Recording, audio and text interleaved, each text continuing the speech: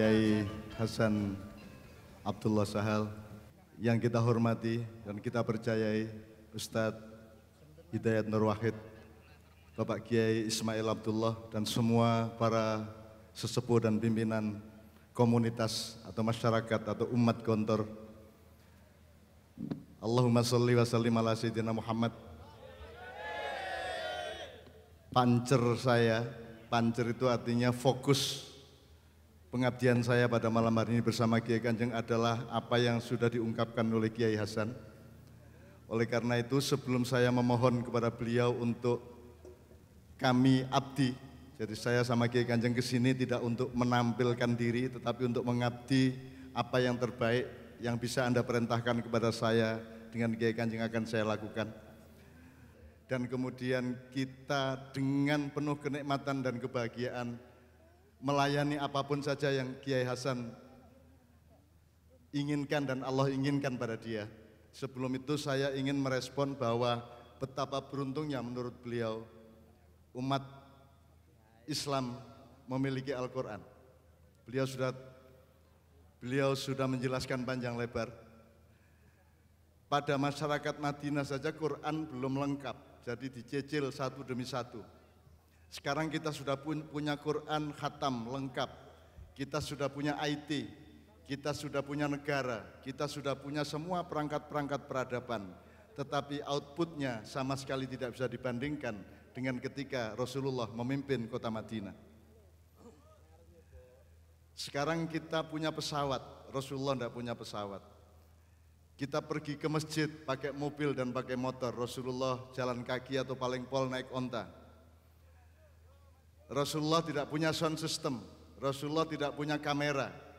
Masyarakat Rasulullah tidak punya Facebook, tidak punya YouTube, tidak punya semua perangkat-perangkat silaturahmi. Tetapi hasil peradaban yang beliau bangun di Madinah jauh melebihi apa yang bisa kita hasilkan sekarang. Oleh karena itu marilah kita kembali untuk berguru kepada Rasulullah SAW. Di dalam Islam, di Gontor sejak kelas 1 kita sudah diajarin mahfudot, tolabul ilmi, faridotun ala kulli muslimin wa muslimatin. Kemudian utlubul ilma walau bisin, kemudian tolabul ilmi minal mahdi ilal lahdi. Di situ subjek utamanya adalah tolibnya, bukan gurunya. Kebudayaan kita bukan guru mengajar, bukan ustadz ngasih tausiah. Kebudayaannya yang disarankan Rasulullah adalah umat belajar. Dan kiainya merespon proses pembelajaran umatnya. Muridnya menjadi subjek utama, maka disebut murid karena dia adalah aroda yuridu muridan. Mereka adalah orang-orang yang menghendaki ilmu. Jadi guru bukan atasan kita, guru adalah sahabat yang siap untuk menjawab pertanyaan-pertanyaan muridnya.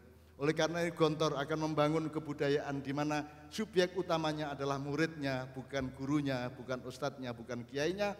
Karena utlubul ilma, bukan alimil ilma, bukan ajarkanlah ilmu, tapi mencarilah ilmu. Sehingga yang diperintah adalah para murid, bukan para guru dan para ustadz. Kira-kira seperti itu.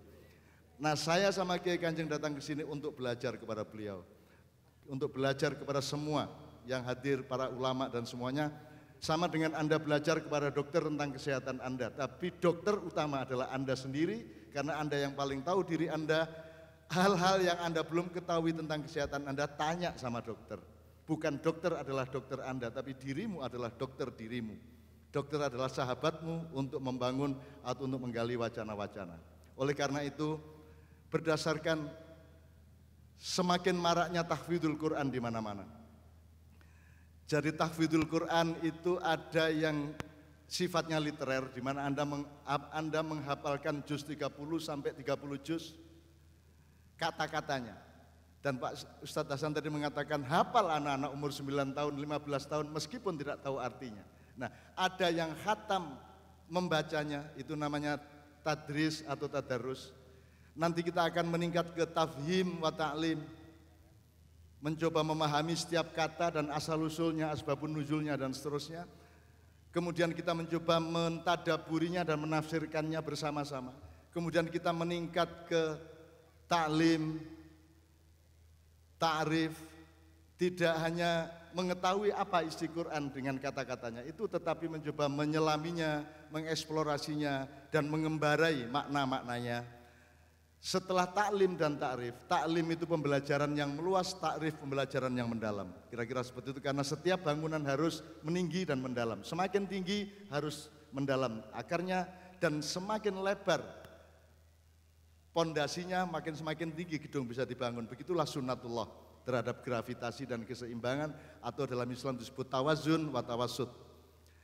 Setelah taklim wa ta'rif, kita akan sampai kepada takdib. Takdib adalah bagaimana Al-Quran dijadikan peradaban hidupmu.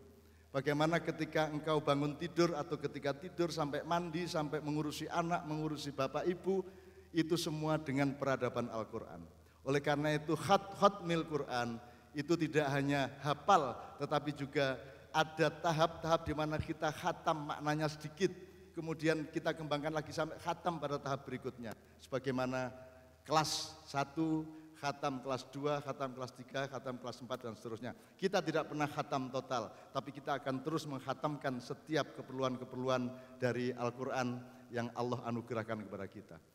Saya mohon dengan sangat, acara Gontor ini akan menjadi trigger, akan menjadi momentum di mana bangsa Indonesia, dan ini sudah dibimbing oleh Allah berdasarkan surat Al-Ma'idah ayat 54. Anda baca nanti sampai di rumah Al-Ma'idah ayat 34, bahwa kalau orang pada murtad, kata Allah, aku akan mendatangkan kaum yang baru. Murtad itu bisa diartikan secara syar'i, yaitu keluar dari Islam, bisa diartikan secara budaya, yaitu bahwa Anda seharusnya melakukan tapi tidak melakukan, atau seharusnya tidak melakukan tapi Anda melakukan.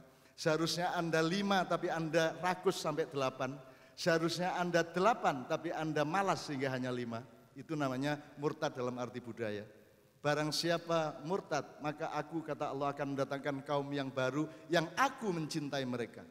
Jadi bukan karena kumpul di sini, bukan nomor 1 karena Anda mencintai Allah, tapi karena Allah mencintai Anda dan Allah memberi hidayah untuk berkumpul di sini. Jadi Allah subjek utamanya, bukan kita semua. Dan karena Allah mencintai kita, maka kita pun mencintainya. Kemudian kita punya 2 sifat, kata Allah, yaitu adzillah alal muslimin wa izzah alal kafirin. Adzillah itu artinya berkasih sayang satu sama lain, sesama muslim.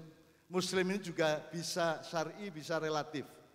Artinya setiap orang yang berbuat baik, apapun subjeknya, apapun identitasnya, itu sudah berbuat baik. Meskipun untuk lulus apa tidak di hadapan Allah butuh sertifikasi KTP Islam atau tidak, terserah Allah. Kita tidak usah ngaran-ngarani, karena Anda bukan ponakannya Allah dan bukan besannya Allah dan bukan menantunya Allah.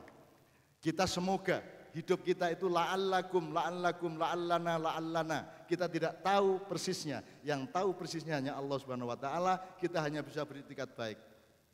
Oleh karena itu, berkasih sayang sesama manusia, sesama umat Islam. Nah, umat Islam itu yang mana? Apakah yang 73, satu saja di antara 7, atau yang 72? Saya tanya, Gontor ini termasuk yang 72 apa yang 1? Semua golongan mengatakan yang 72 itu arek-arek itu. Saya yang nomor 1 yang diterima oleh Allah, kan begitu. Kita sekarang belajar bersikap. Mudah-mudahan semua termasuk satu golongan yang diridhoi Allah. Makanya tawasau bil haqqi wa tawasau bis sabr. Kita hanya bisa begitu. Kalau persisnya bagaimana hanya Allah yang tahu. Dan oleh karena itu kita akan bertemu Allah, karena sekarang kita tidak mungkin ketemu Allah dalam arti eksistensial dan zatnya kita berhadapan langsung. Meskipun Allah menjanjikan kita akan berwajah dengan beliau, tapi yang bisa kita ketahui dari Allah sekarang adalah sifat-sifatnya, kehadirannya, kasih sayangnya, pertolongannya, kebijaksanaannya, perlindungannya, betul enggak? Jadi yang kita ketemu sekarang dengan Allah adalah sifat-sifat atau asmaul husnanya. Allah rohimnya kena kita, rohmannya kena kita, karimnya kena kita, kobitnya kena kita, karena kita agak nakal, rezekinya dihalang-halangi sedikit sama Allah. Allah al-kobit, kan begitu. Allah al-mudhil, Allah menyesatkan kita karena kita memang kurang ajar sehingga Allah menyesatkan kita, dan seterusnya. Nah, Allah yang sejati itu Anda tidak bisa ketemu kecuali Allah sendiri yang berinisiatif untuk memenuhi Anda. Sama dengan Anda tidak pernah tahu Allah kalau tidak ada Islam. Semua manusia di dunia tidak akan tahu Allah kalau tidak karena Islam. Sekarang ada 340 juta nama Tuhan. selama peradaban manusia 340 juta ditambah 341 yang satu ini ketuhanan yang Maha Esa. Tanya sama pemimpin-pemimpin berjaga, sopo sing kok maksud? Siapa yang kamu maksud Tuhan yang Maha Esa itu siapa? Yang kamu maksud itu siapa? Allah Subhanahu wa taala, Ar-Rahman Ar-Rahim, apa Gusti Yesus, apa Yehova, apa Yahweh, apa Sang Hyang Tunggal, Sang Hyang Widi, Sang Hyang Menang, yang mana? Which one? Mereka tidak akan bisa menjawab karena mereka juga tidak sungguh-sungguh urusan sama Tuhan yang Maha Esa. Mereka pakai topeng Tuhan yang Maha Esa supaya Anda memilih mereka, gitu toh. Oke, teman-teman sekalian, Allah yang sejati, Anda menepuk tangani kesedihan Anda sendiri. Allah sendiri itu kalau dalam Al-Quran jelas, laisa kamitslihi, kamu bayangin Allah kayak apapun Anda tidak tahu. Kalau Anda Jumatan siapa yang nyuruh? Jelas, Allah. Anda sembahyang 5 waktu jelas. Jadi yang agama itu adalah yang jelas dari Allah. Ada rukun Islamnya, ada rukun imannya, jelas ada mahdohnya. Nah, yang tidak punya ibadah mahdoh sesungguhnya bukan agama, tapi jangan ngomong kepada siapa-siapa karena ini termasuk ujaran kebencian dan hoak. Tolong belajar, anak-anak Gontor belajar mal farqu bainal qot'i wa dhonni. Kalau qot'i jelas Al-Quran qot'i. Ustadz Hasan sudah menjelaskan dijaga selama berabad-abad oleh berjuta-juta orang yang hafal. Itu tidak mungkin hoax, itu qot'i. Itu pasti, tidak konotasi tapi denotasi, tidak custom tapi default, tidak carangan tapi pakem kalau Anda kenal wayang. Nah, Al-Quran, Islam itu jelas qot'inya, selebihnya dhonni. Apakah saya berdiri di sini ini dakwah atau bukan itu dhonni. Anda boleh sebut saya mubalik, boleh tidak. Dan itu tidak berdosa, itu tergantung pemahaman. Anda tidak usah menyuruh orang yang buta warna untuk membedakan mana merah, mana hitam. Wong dia buta warna. Dan begitulah ilmu di dunia ini dilihat oleh banyak sekali orang yang buta warna. Saya tidak punya kompetensi ilmu agama. Saya matrud min Gontor kelas 3, 4 bulan. Matrud ya. Matrud dalam arti yang sebenarnya. Karena saya menjarah kambingnya Bu Hajid dan saya sembelih berame-rame, saya makan sehingga saya kena kartu kuning dan sekali lagi saya salah kartu merah dan saya kena kartu merah juga karena ada pemberontakan kepada kepala keamanan pada waktu itu. Tapi jangan tanyakan cintaku kepada Gontor, tapi jangan tanyakan pembelaanku kepada Gontor, tapi jangan usah bertanding mengenai betapa aku berkomitmen kepada Gontor. Tidak ada urusan pengusiran dan tidak pengusiran karena di dalam masa pengusiran itu aku datang lagi ke Gontor lah wes. Dan saya ketemu sama Ustadz Kiai Hasan, Kiai Sahal, Kiai Ahmad Sahal, ke bapak beliau. Dan yang membela saya, kenapa saya diusir dari Gontor itu adalah adiknya Pak Hasan, yaitu Ahmad Tauhid. Itu sahabat saya yang luar biasa, preman, agak nakal, agak karu-karuan, bal-balannya pinter sebelum datang saya. Nah, begitu saya datang, bal-balannya garesane kalah karo sikilku, mergo sikilku iki agak tidak jelas kayu apa besi kan gitu kan. Oke Ustadz nyuwun sewu. Jadi kalau Allah yang sebenarnya Anda tidak bisa tahu. Jadi kalau ada orang ngomong God, oh my God, itu kan karepmu kuwi God ning jane durung mesti kan gitu kan. Jadi kalau ada orang ngomong ini bid'ah, Anda tinggal itu kan menurut sampean. Lak jarimu ini. Atau ini haram. Ya itulah perasaan adik saja. Saya juga mempelajari dan punya kesimpulan yang berbeda. Apakah yang benar Anda atau saya? Wallahu a'lam. Maka kita jangan mempertengkarkan kebenaran. Makanya tidak ada fastabiqul haq, yang ada fastabiqul khairat. Jadi kebenaran simpan di dalam dirimu sebagai bahan dasar untuk hidup, tapi keluarnya kebenaran sudah engkau olah menjadi kebaikan dan hasilnya adalah keindahan. Saya tanya, Muhammad Salah itu pemain yang benar apa pemain yang baik? Ronaldo dan Messi pemain yang benar apa pemain yang baik? Jadi kenapa tidak disebut pemain yang benar? Karena kebenaran belum output, kebenaran itu input. Outputnya adalah baik. Menjadi sarjana belum prestasi. Prestasi adalah kalau sudah bermanfaat bagi masyarakat dengan kesadarannya, betul enggak? Sholat 5 waktu rajin belum prestasi. Prestasi kalau sudah membuktikan tanha anil fahsya wal mungkar. Kalau masih sholat tok, belum. Meskipun itu sudah benar, tapi belum baik. Baiknya hanya antara kamu dengan Allah. Tapi untuk masyarakat tidak ada urusan kamu sholat tidak sholat. Yang penting kamu nyuri apa tidak, kamu sayang apa tidak sama tetangga. Asal jangan sama istrinya. Dan begitu. Gitu ya. Sekali lagi, terakhir. Kalau Allah sejati Anda tidak tahu. Laisa kamitslihi syai'un, bagi orang Jawa tahu Allah itu Gusti kuwi tan kinaya apa, tidak seperti apapun, tan kinaya sapa, tidak seperti siapapun, tan kinaya ngopo, tidak seperti bagaimanapun. Apapun saja yang kamu bayangkan mengenai Allah salah. Makanya akrablah dengan sifatnya, akrablah dengan kehadirannya melalui kasih sayang, perlindungan ya. Hasbunallahu wa ni'mal wakil. Gitu ya. Nah, di surat Al-Ikhlas jelas. Walam yakullahu. Jadi kalau ada orang berdebat tentang Tuhan, ku diguyu karo Gusti lah pokon berdebat wong lam yakullahu kuwan akad kok. Tidak seperti apapun, walam yakullahu. Apalagi sebelumnya lam yalid walam. Nah, Bapak sekalian, anak-anakku sekalian, anak gontor, aku ini sudah tua. Yai Hasan sekarang 60 atau 70 Ustaz. Mungkin 70 Abu Sabain, Ana Abu Setin, saya sudah 65 Masehi tapi 67 Hijriah atau tahun Jawa atau tahun-tahun rembulan. Saya tidak bisa apa-apa terhadap Indonesia, saya tidak bisa apa-apa terhadap umat Islam. Tapi saya boleh berharap dan saya boleh ikut menanam. Dan aku berpikir anak-anak Gontor yang sekarang didadar jaringan pondok Gontor adalah anak-anak milenial yang dijanjikan Allah di surat Al-Maidah 54, yang disayangi Allah, dicintai Allah, dan Anda menyayangi Allah, kemudian ada dibimbing untuk menjadi adzillah alal muslimin wa izzah alal kafirin.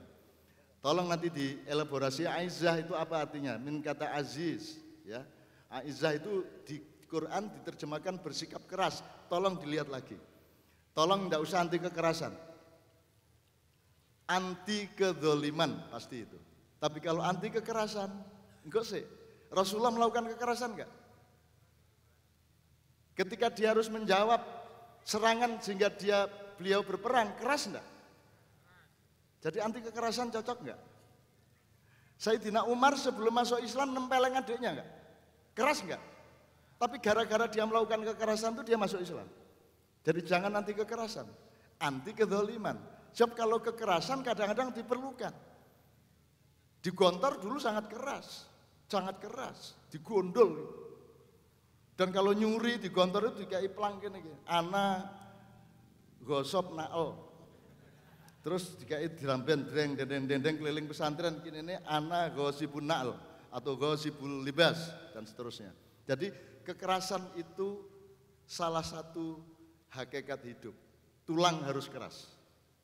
Kalau anti kekerasan ya sudah daging tok aja kamu. Terus gak iso rabi, gak iso meteng bojomu. Karena Anda maka anti kedzaliman yang benar, anti kedzaliman, bukan anti kekerasan. Kalau Anda anti kekerasan tidak merdeka Indonesia. Nah terus apa itu jasanya Pangeran Diponegoro? Dia pelaku kekerasan nomor 1.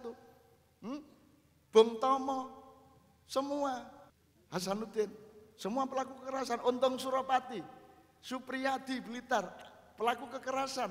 Kalau Anda dilarang disuruh anti kekerasan, memang mereka mau membunuh calon-calon pahlawan kita. Jadi bukan anti kekerasan tapi anti kedzaliman, kan begitu. Kedzaliman itu bisa lebih sadis daripada kekerasan. Misalnya gini, bapakmu gini, kamu pilih mana? Tak pukul apa tak ludahi? Keras mana? Diludahi apa dipukul? Keras loh, kekerasan itu fisik, dipukul. Tapi zalim mana? Lebih zalim diludahi. Bapakmu foto nih kakaknya tak ide-ide, boleh? Kalau bapakmu kan tidak di sini, kan cuma kertas, ya toh? Makanya menurut saya tidak ada anti kekerasan, yang ada anti kedzaliman.